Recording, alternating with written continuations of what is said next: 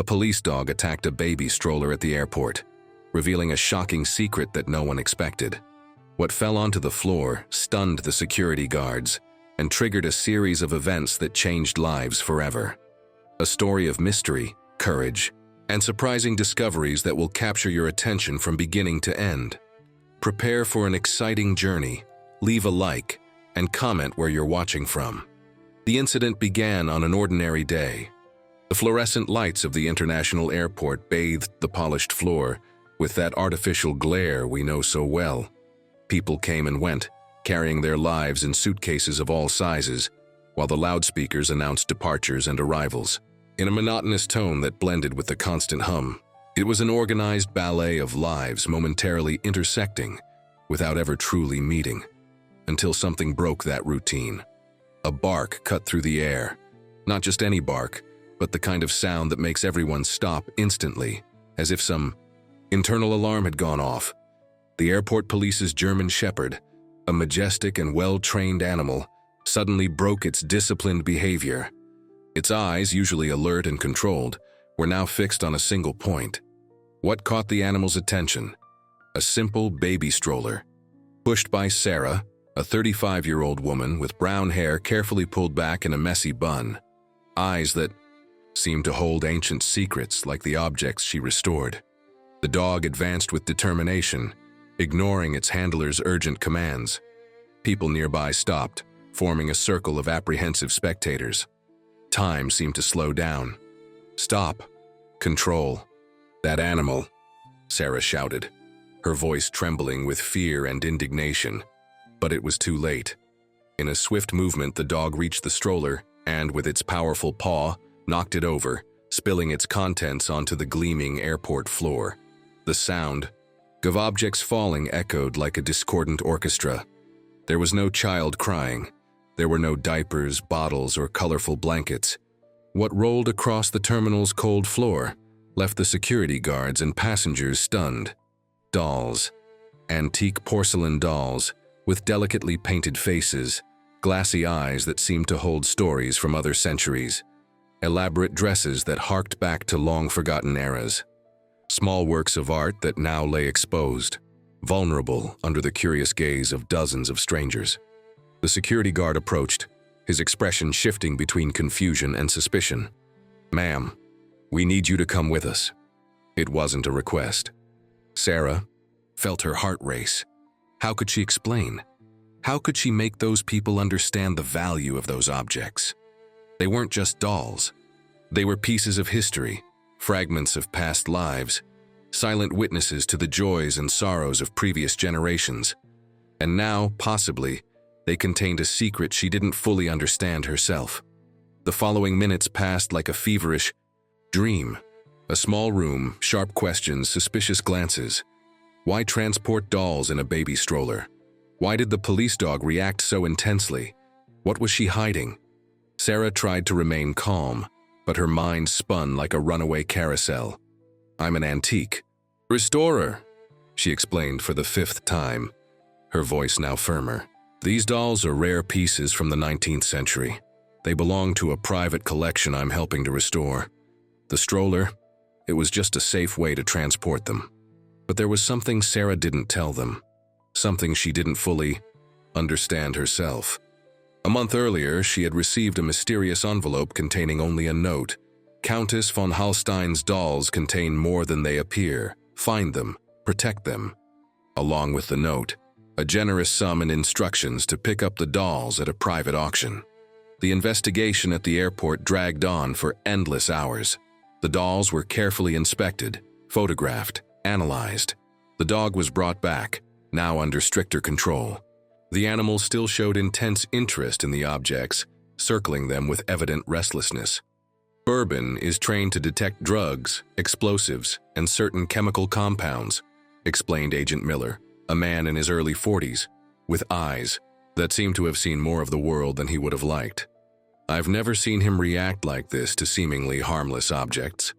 That's when one of the dolls, the smallest one with a sky blue dress and golden hair carefully arranged in perfect curls, rolled off the table, breaking partially as it hit the floor. The sound of porcelain shattering echoed through the room. like a suppressed cry.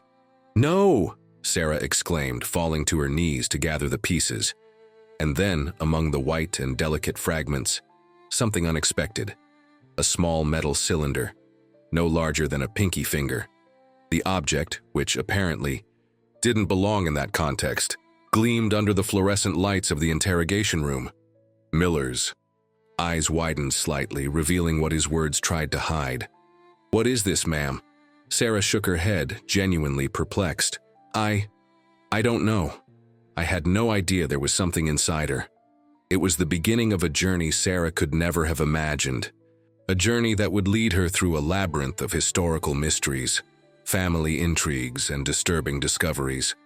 A journey that would test not only her intelligence and knowledge, but also her courage, her determination, and above all, her ability to trust. The following weeks transformed Sarah's meticulously organized life into a chaos of unanswered questions.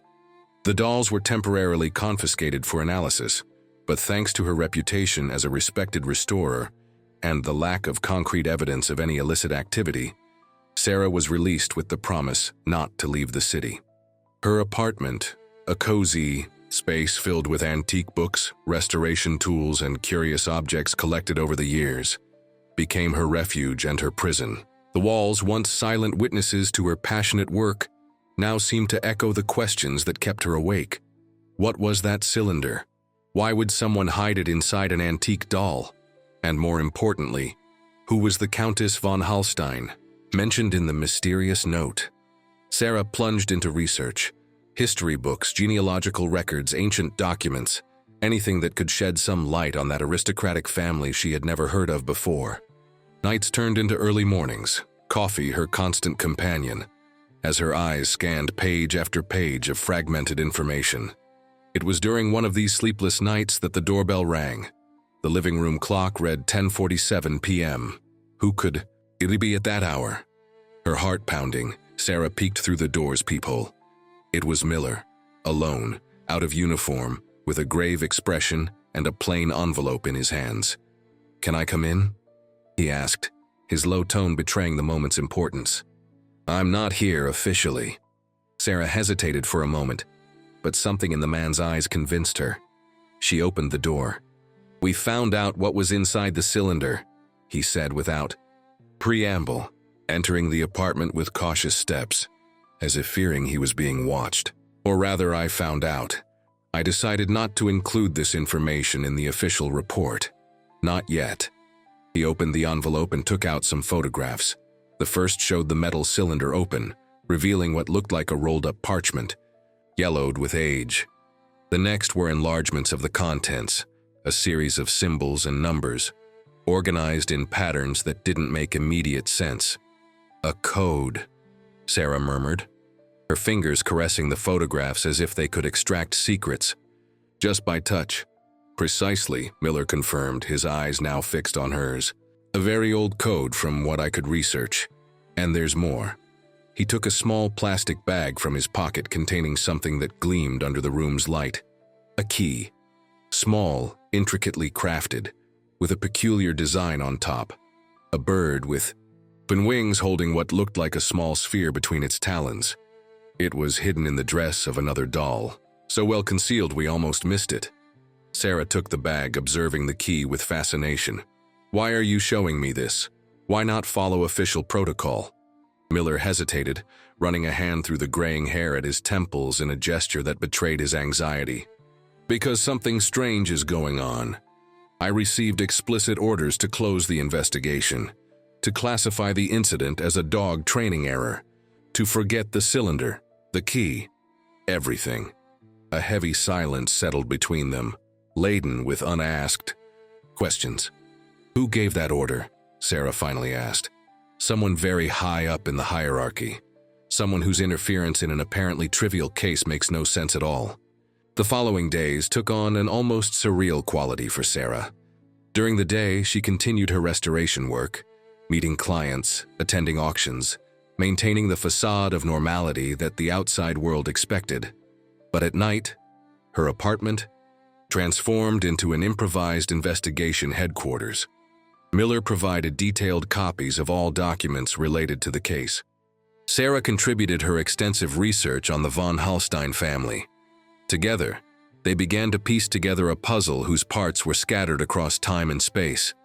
Countess Helena von Hallstein, they discovered, had been a controversial figure in European aristocracy at the end of the 19th century. A talented artist, amateur mathematician, and obsessive collector, she had mysteriously disappeared in 1891, taking with her rumors of an invaluable treasure whose nature was never clearly defined.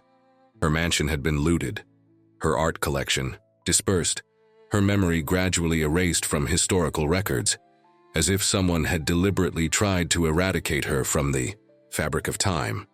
But why the dolls? Sarah questioned, looking at the photographs of the pieces that were still in official custody. And why now, more than a century later? That's when Miller brought in an unlikely ally. Professor Thompson, retired cryptographer from the local university. A man in his early 70s with lively eyes and a face marked by time, and a mind that refused to slow down with age. Extraordinary, the professor murmured after examining the copies of the code found in the cylinder. Truly extraordinary. This is not just any code, my young friends. It's a personal cryptographic system developed by the Countess herself. There are references to it in some specialized academic circles, but I've never seen a real example. Until now. Can you decipher it? Sarah asked, barely containing the excitement in her voice. The old professor smiled, his eyes sparkling with the challenge. I can try, but I'll need time and more information about the Countess. Every personal cryptographic system is, in a way, a reflection of the mind that created it.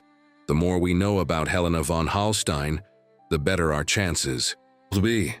The investigation gained new momentum. Sarah, using her contacts in the world of antiques, managed to track down other pieces that had belonged to the Countess. Miller, discreetly, unearthed police and diplomatic records from the era. Professor Thompson, for his part, plunged into the study of the code, establishing connections with other historical cryptographic systems.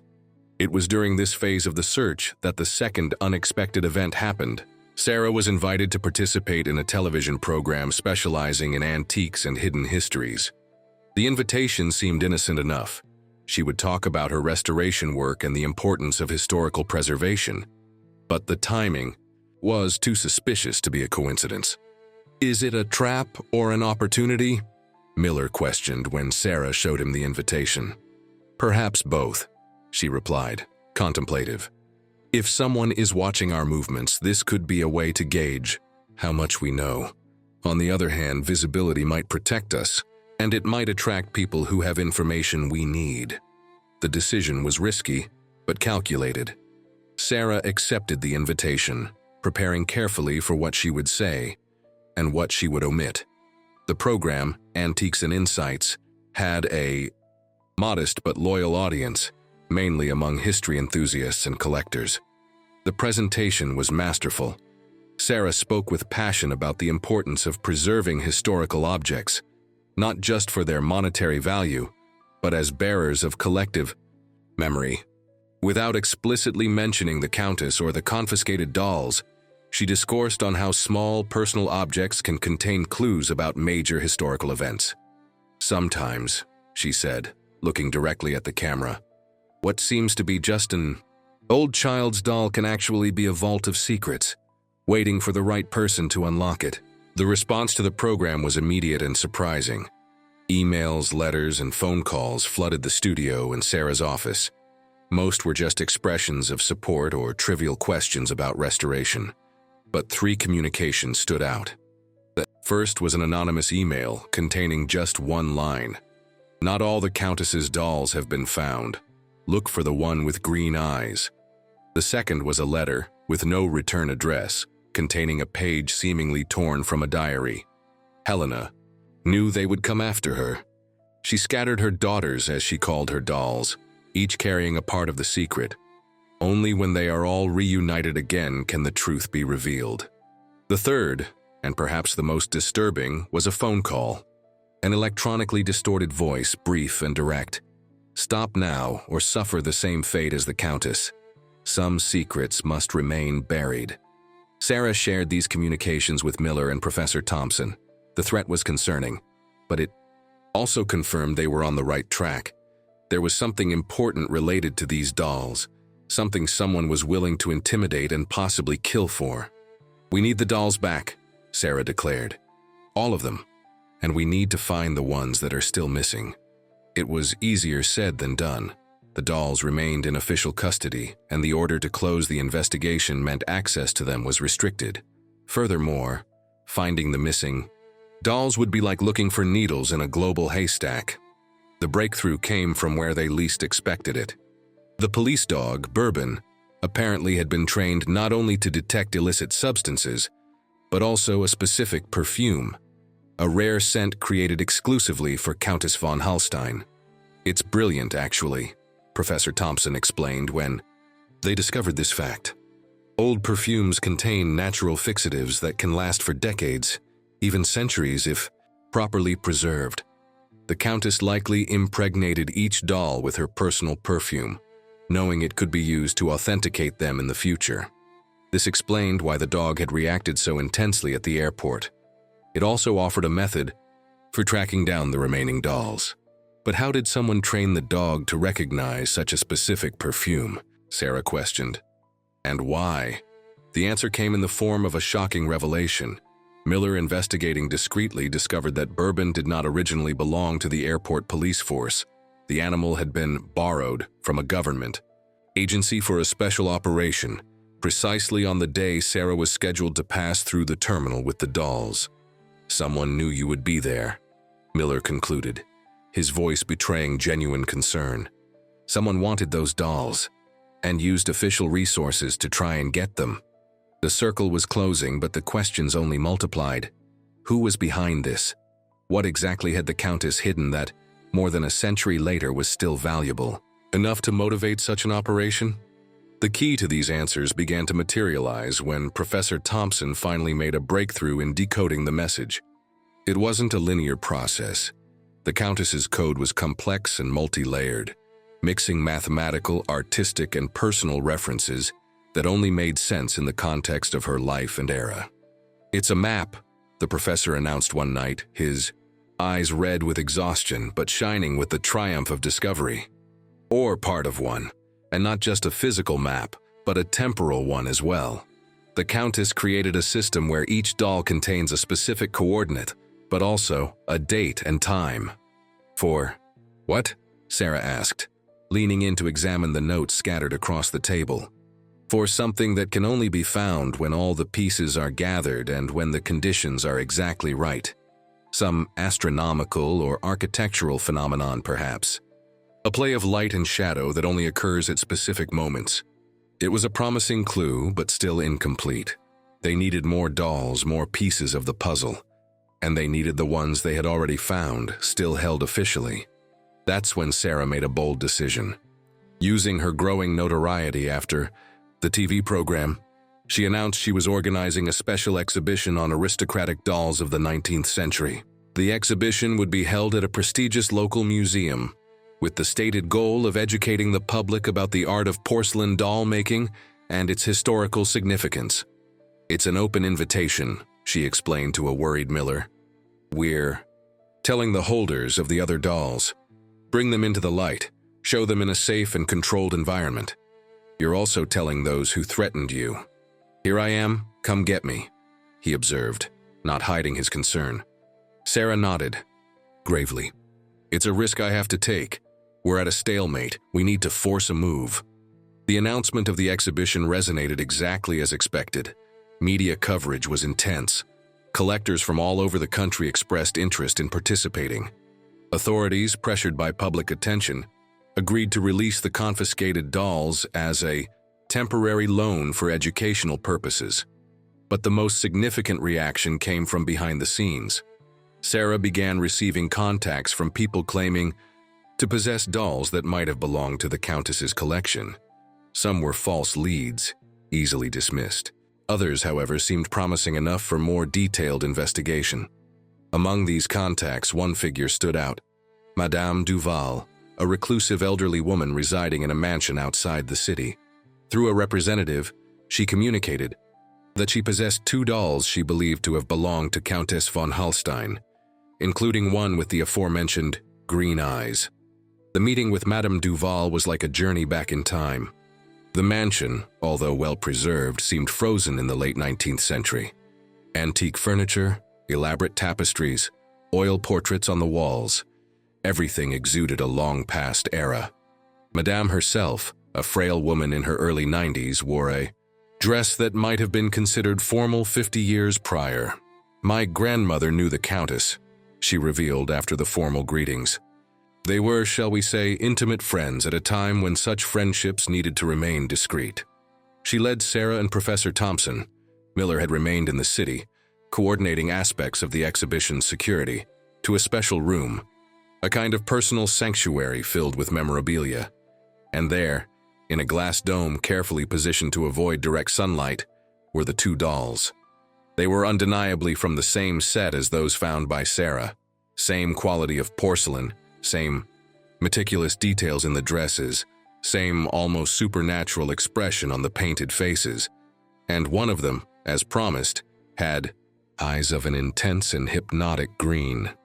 "Helena entrusted them to my grandmother a few days before her disappearance," explained Madame Duval, her voice filled with an almost religious reverence.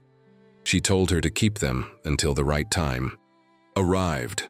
For decades, my family fulfilled that promise, passing the dolls and the responsibility from generation to generation." "And how did you know that now is the right time?"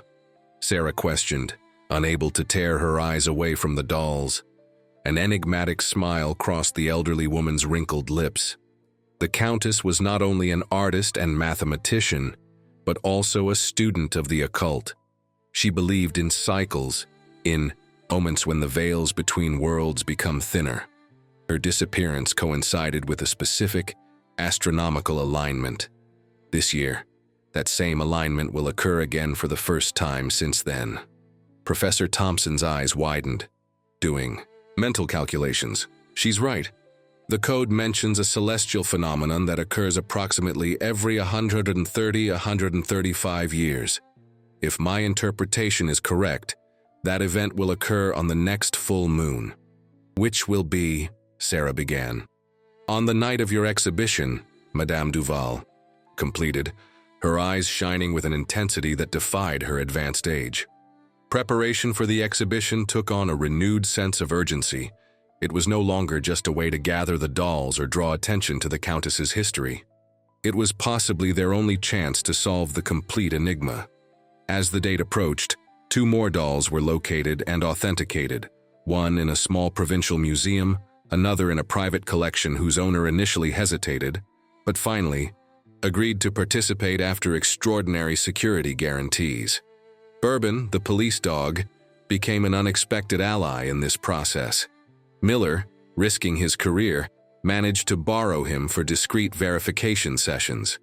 The animal confirmed the authenticity of each doll through its reaction to the Countess's distinctive perfume. But not everything went smoothly. The threats continued, becoming more direct and more serious.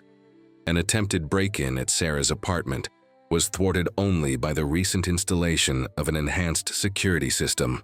Professor Thompson's laboratory suffered a mysterious fire, although fortunately his most important notes were stored elsewhere. And then, 3 days before the exhibition, Miller disappeared. His car was found abandoned near the harbor, with signs of a struggle. No witnesses, no immediate clue as to what had happened or who was responsible. The police began an investigation, but Sarah knew that without understanding the full context, the authorities would hardly find answers in time. "They took him to stop us," she concluded during an emergency meeting with Professor Thompson and Madame Duval, who surprisingly had insisted on getting more directly involved in the events. "Or to force us to reveal what we know, or both," the professor suggested grimly. "The question is, do we go ahead with the exhibition?" Sarah took a deep breath, feeling the weight of the decision. Continuing meant putting more lives at risk, including her own. Stopping meant abandoning Miller to his fate, and perhaps wasting The only chance to solve the mystery the Countess had so carefully woven more than a century earlier. "We continue," she finally decided, "but we change the rules of the game." The plan that followed was a complex dance of truths, half-truths, and strategic deceptions. Publicly, the exhibition would proceed as planned. Behind the scenes, however, a parallel operation would unfold. Sarah, using contacts established during her career, discreetly hired a private security team, ex-military personnel, and high-risk protection specialists. Professor Thompson mobilized some of his former students, now holding positions in universities and research institutions across the country, to create a surveillance and communication system.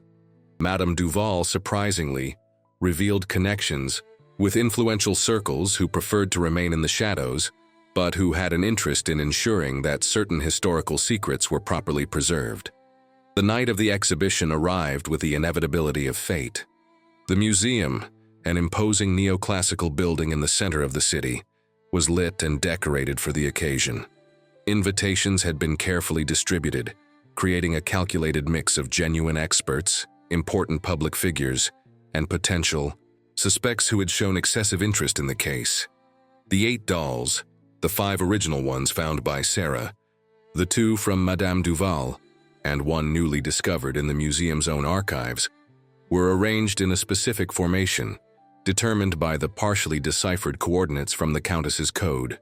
Each rested on a specially designed pedestal, lit to highlight its details while protected by nearly invisible security systems. Sarah, dressed with sober elegance, circulated among the guests, a perfect hostess hiding the internal storm of constant worries and calculations. Her eyes scanned each face, each movement, searching for signs of threat or Miller's whereabouts. That's when she noticed an elderly man, leaning on an ornate cane, observing the dolls with a disturbing intensity. There was something familiar about his face, not a person she knew, but features that evoked memories of historical portraits she had studied. Approaching casually, Sarah positioned herself beside the man, pretending to evaluate the same doll. He was observing, the one with green eyes, whose expression seemed to subtly change under the carefully positioned lights. Fascinating how inanimate objects can seem so alive under the right light, isn't it? She commented, keeping her tone light. The man didn't take his eyes off the doll, but a slight smile appeared on his thin lips. "It's not the objects that change, Ms. Davis. It's our perception of them. We see what we are prepared to see, or what we fear to see." He knew her name. Of course he knew. But there was something more in his tone. Not a threat, but a kind of melancholic resignation. "And what do you see when you look at these dolls?" Sarah asked, keeping her voice steady, despite her growing nervousness. Finally, he turned to face her, his gray eyes as sharp as needles. "I see the end of a cycle, the moment when secrets guarded for generations finally find their purpose." At that instant, the museum lights flickered briefly. Not a common electrical problem, but something synchronized with the exact moment the ray, full moon, now rising in the night sky, cast its first ray through the glass dome of the main hall. The moonlight, amplified and directed by mirrors, strategically placed centuries before when the building was constructed. Or was it a coincidence that the exhibition was happening precisely in this museum? Created a luminous pattern that connected the 8 dolls. For a fleeting moment, each one seemed to emanate an inner glow, as if waking from a long sleep. And then, at the exact center of the formation, the museum floor began to change. Not physically, but visually, as if layers of perception were being peeled away, revealing something that had always been there, invisible to unprepared eyes. A map. Not a conventional map of countries or continents, but a complex intertwining of lines, symbols, and mathematical calculations. A map of knowledge encoding what seemed to be an equation or formula of extraordinary complexity. "The Countess's legacy," the elderly man murmured, his voice now trembling with contained emotion, finally revealed to worthy eyes. Around them, guests reacted with confusion, murmurs of astonishment, and impromptu theories circulating rapidly. Cell phone cameras were pointed at the phenomenon, but curiously, The pattern didn't appear in the photographs, just meaningless luminous distortions. That's when the museum doors burst open. Armed men entered, their precise and menacing movements indicating advanced military training. Among them, dragged and visibly injured, was Miller. "Nobody." "Move!" shouted the group's leader, a man with an angular face and scars that spoke of past violence. "We just want the dolls and what they reveal. Cooperate and no one will be harmed." Sarah felt her heart sink. Her private security team had been neutralized? Had the plan failed? Her eyes met Miller's, who despite the situation maintained a calculated calm. He blinked twice, a signal. The world seemed to slow down as Sarah processed her options. The luminous map on the floor was already beginning to fade as the moon moved. In minutes, the revealed knowledge would disappear again, perhaps forever. That's when the elderly man beside her stepped forward, his cane tapping the floor with surprising authority. "You are too late," he declared, his voice now strong and resonant, devoid of the earlier fragility. "The knowledge has already been transmitted. It has already been understood by those destined to preserve it." The leader of the invaders narrowed his eyes, clearly recalculating the situation. "Who are you, old man?"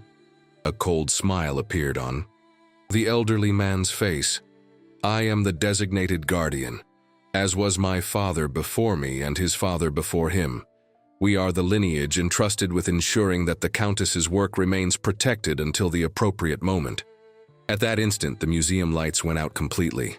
The darkness was total for only 2 seconds, but when the lighting returned, the scene had changed dramatically. The armed invaders were surrounded by a group twice their size. Sarah's real security team, along with figures she had never seen before but who clearly answered to the elderly man. "The society the Countess founded never ceased to exist," the elderly man explained as the invaders were disarmed and contained. "We merely learned to operate in the shadows, protecting her legacy against those who would seek to use it for destructive purposes." In the hours that followed, the incident at the museum was carefully recontextualized for the public and the media. A foiled robbery attempt, they explained. A criminal group interested in the monetary value of the antique dolls. Nothing was said about luminous maps, encoded scientific knowledge, or secret societies operating through the centuries. For Sarah, however, the world had fundamentally changed. The invitation she received a week after the exhibition did not surprise her. An envelope sealed with red wax containing a symbol identical to the bird on the small key. A chance to join the guardians of the Countess's knowledge, to be part of something larger and more enduring than she had ever imagined. And the dolls, they returned to their respective guardians, dispersed once again for protection. All except one, the smallest, with the sky blue dress, the one that had broken at the very beginning. Restored by Sarah's skilled hands, it now held a place of honor on her shelf, a daily reminder that the simplest objects can contain the deepest secrets, that the past is never truly dead, merely patiently awaiting the right moment to reveal itself to those with eyes to see and hearts to understand. Because in the end, it wasn't the dolls that contained the true treasure. They were merely guardians, silent sentinels protecting something far more valuable. The wisdom to know that not all knowledge should be shared openly, that some truths must be protected until humanity is ready to receive them, and that sometimes the greatest act of courage is not to reveal a secret, but to protect it, to nurture it, to pass it on like a sacred flame that must never be extinguished. For the women watching this story, perhaps there is an echo of your own lives, the secrets you have kept, the truths you have protected, the wisdom you have patiently cultivated over the years.